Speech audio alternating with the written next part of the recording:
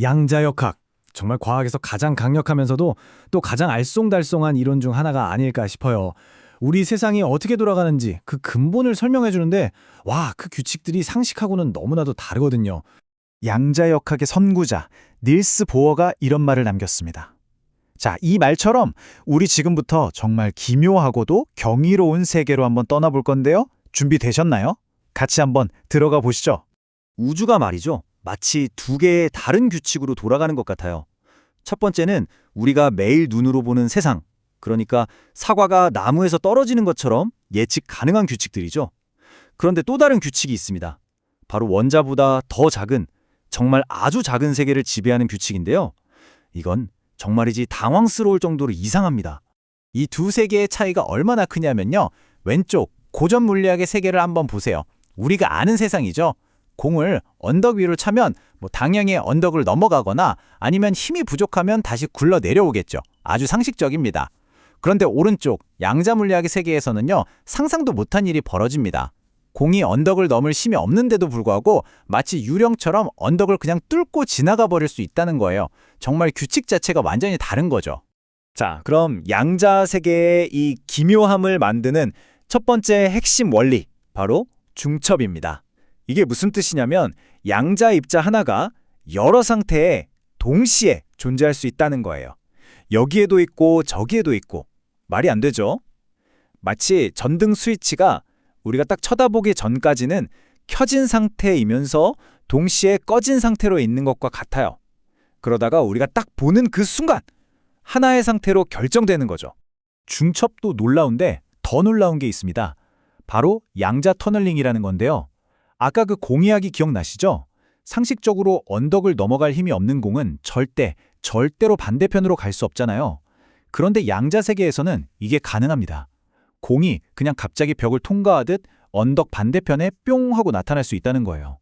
이게 얼마나 중요한 현상이냐면요. 바로 이 불가능해 보이는 일 덕분에 태양이 빛을 내고 결국 우리 생명이 존재할 수 있게 된 겁니다. 엄청나죠? 그런데요. 양자역학의 이런 기묘한 이야기들이 영 마음에 들지 않았던 사람이 있었습니다. 네, 바로 그 유명한 알베르트 아인슈타인이죠. 자, 이제부터 이야기는 역사상 가장 위대한 두 천재, 아인슈타인과 닐스 보어의 세기의 논쟁으로 넘어갑니다. 아인슈타인은 양자역학, 이거 뭔가 불완전한 이론이야 라고 생각했어요. 그걸 보여주기 위해서 아주 유명한 사고 실험, 바로 EPR 역설을 제안합니다. 한번 따라와 보세요. 먼저 서로 얽혀있는 두 개의 입자를 만듭니다. 그리고 이 둘을 정반대 방향으로 아주 멀리, 우주 끝과 끝으로 보냈다고 상상해 보세요. 자, 이제 우리가 한쪽 입자의 상태를 딱 측정합니다. 그러면 놀랍게도 그 즉시 저 멀리 있는 다른 쪽 입자의 상태도 바로 알게 된다는 겁니다. 빛보다도 빠르게 말이죠. 아니, 정보가 어떻게 빛보다 빨리 전달될 수 있죠? 아인슈타인은 바로 이 점을 지적한 겁니다. 이 문제를 두고 두 천재의 생각이 완전히 갈렸어요. 아인슈타인은 이렇게 생각했습니다. 그거야 당연히 처음부터 정해져 있었던 거지. 마치 상자 두 개에 장갑을 하나씩 넣어두는 것처럼 말이야. 우리가 상자를 열기 전까지 어느 게 왼손 장갑인지 몰랐을 뿐이지. 한마디로 양자역학이 아직 우리가 모르는 뭔가를 놓치고 있다는, 즉 불완전하다는 주장이었죠. 반면에 보어의 생각은 달랐습니다. 아니야, 상자를 열기 전까지는 왼손 장갑도 오른손 장갑도 아니었어. 우리가 상자를 여는 그 행위, 즉 측정이 그 중간 장갑의 종류를 결정한 거야 라고 말이죠. 완전히 다른 해석이죠?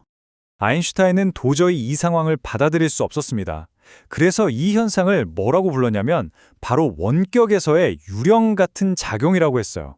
정말 기가 막힌 표현이죠?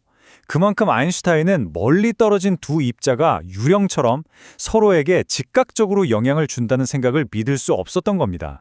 이렇게 수십 년 동안 이 논쟁은 그냥 철학적인 문제로만 남았어요. 누가 맞는지 실험으로 증명할 방법이 없었거든요. 결국 아인슈타인도 보어도 이 질문에 대한 답을 보지 못하고 세상을 떠났죠. 그런데 한 물리학자가 등장하면서 이 모든 상황이 완전히 뒤바뀝니다. 이 철학 문제를 과학 문제로 바꿔버린 거죠. 자, 그래서 도대체 누가 옳았을까요? 아인슈타인일까요? 아니면 보어일까요? 우주가 우리가 아직 모르는 숨겨진 변수에 따라 움직이는 걸까요? 아니면 우리가 관측하는 그 행위 자체가 현실을 만들어내는 걸까요? 바로 이 질문에 대한 답을 찾을 길을 연 사람이 1964년에 나타난 물리학자 존 벨입니다. 그는 벨의 정리라는 아주 기가 막힌 수학적 방법을 고안해냈어요. 간단히 말하면 만약 아인슈타인의 생각이 맞다면 실험 결과는 절대로 이 숫자를 넘어설 수 없다라는 일종의 부등식을 만든 겁니다. 드디어 이 기나긴 논쟁을 실험으로 끝낼 수 있는 방법이 생긴 거죠. 그리고 마침내 결과가 나왔습니다. 정말 충격적이었죠. 클라우저, 아스페, 차일린과 같은 과학자들이 벨의 정리를 실제로 실험으로 검증했고 이 공로로 2022년 노벨 물리학상을 받게 됩니다. 결론은 뭐였을까요? 바로 보허가 옳았다는 겁니다. 실험 결과는 번번이 아인슈타인이 설정한 한계를 넘어섰어요. 아인슈타인의 국소적 실제론은 틀렸고 양자 얽힘, 그 유령 같은 작용은 진짜였던 겁니다. 네, 우주는 정말로 그렇게 기묘했던 거죠. 자, 이제 우주가 근본적으로 기묘하다는 사실이 증명됐습니다. 보어가 옳았어요. 그럼 이제 이런 생각이 드시겠죠? 그래서 뭐? 그게 우리 사는 거랑 무슨 상관인데? 사실 엄청난 상관이 있습니다. 지금부터 이 알쏭달쏭한 양자역학이 어떻게 우리 손에 들린 스마트폰까지 만들어냈는지 제1차 양자혁명에 대해 이야기해볼게요. 레이저, 그리고 모든 컴퓨터와 스마트폰의 심장인 반도체, GPS, 병원에서 쓰는 MRI 스캐너, 심지어 인터넷까지. 지금 우리가 너무나 당연하게 누리고 있는 이 모든 것들이 사실은 제1차 양자혁명 덕분에 탄생한 겁니다. 20세기 초에 과학자들이 양자 세계의 규칙을 밝혀내지 못했다면 이 중 어느 하나도 존재하지 못했을 거예요. 그런데 여기서 끝이 아닙니다. 지금 우리는 제2차 양자혁명의 한가운데에 서 있어요. 이번 혁명은 차원이 다릅니다. 단순히 양자 현상을 이해하고 응용하는 걸 넘어서 그걸 아예 적극적으로 제어하고 조작하는 시대가 온 거죠. 핵심적인 차이는 바로 이해에서 공학으로의 전환이라고 할 수 있습니다. 1차 혁명이 양자 현상을 그저 이용하는 수준이었다면 2차 혁명은 아까 말했던 그 기묘한 중첩이나 얽힘 같은 속성들을 아예 맘대로 주물러서 완전히 새로운 기술들을 만들어내고 있는 겁니다. 어떤 기술들이 있냐고요? 정말 영화 같은 이야기들입니다. 예를 들어 얽힘과 중첩을 이용해서 뇌 속에 있는 단 하나의 뉴런이 언제 활동하는지까지 감지하는 초정밀 뇌 스캐너, 또 카메라가 직접 보지도 않았는데 물체의 사진을 찍어내는 고스트 이미징 같은 기술도 있고요. 그리고 무엇보다 지금의 슈퍼컴퓨터가 절대 풀 수 없는 문제들을 풀어낼 양자 컴퓨터까지, 아인슈타인이 그토록 유령 같다며 싫어했던 바로 그 현상들이 이제 우리의 미래를 바꿀 핵심 기술이 되고 있는 거죠. 특히 양자 컴퓨터의 잠재력은 정말 어마어마한데요. 기존 컴퓨터는 0 아니면 1, 딱 두 가지만 표현하잖아요. 이걸 비트라고 하죠. 그런데 양자 컴퓨터는 큐비트라는 걸 씁니다. 이건 0이면서 동시에 1일 수 있는 바로 그 중첩 상태를 이용하는 거예요.